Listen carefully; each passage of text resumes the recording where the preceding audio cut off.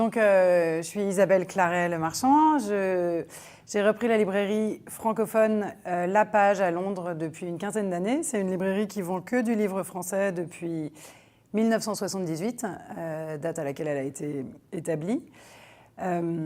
Et c'est maintenant la dernière librairie francophone du Royaume-Uni, librairie de référence avec l'agrément du Centre national du livre de Paris. Donc voilà, donc on travaille avec tout le Royaume-Uni et puis notamment beaucoup avec toute la communauté francophone.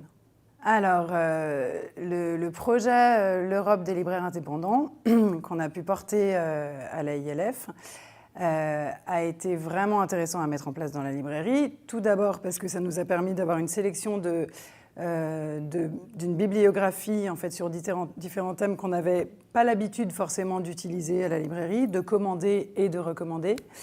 Ça nous a donc permis d'avoir à la fois des vitrines nouvelles et d'avoir des thèmes sur lesquels on pouvait discuter, ouvrir de nouveaux rayons, inviter de nouveaux auteurs également.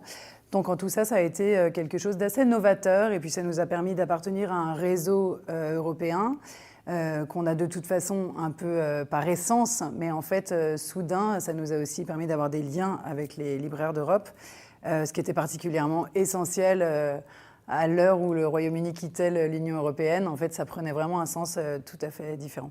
Littératures européennes qu'on connaît, mais qu'on ne connaît pas vraiment forcément, enfin en tout cas qu'on ne pratique pas de façon quotidienne dans nos rayons. Ça nous a aussi permis de voir l'Europe en se positionnant géographiquement sous un angle différent.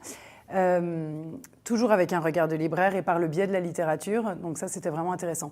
Tout ça a été chez nous particulièrement vu sous l'angle de l'actualité également. Donc on a notamment invité Yegor Gran et on a beaucoup parlé, bien sûr, de la Russie, de l'Ukraine, etc. Alors on a, je pense, invité peut-être une dizaine d'auteurs en fait, sur les 18 mois du projet, si ma mémoire ne me trahit pas.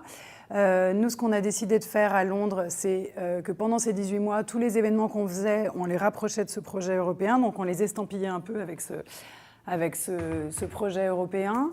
Ce qui nous a permis, d'une part, de parler de l'Europe, en fait, de parler de l'association et des libraires européens, et puis, en fait, de mobiliser aussi un peu le public autour d'un sujet commun, à de beaucoup plus gros événements. Et je pense notamment à Jonathan Coe, bien sûr, à Londres. On a fait un événement dans un lieu vraiment très chouette et on a du coup eu 150 personnes présentes le soir de l'événement.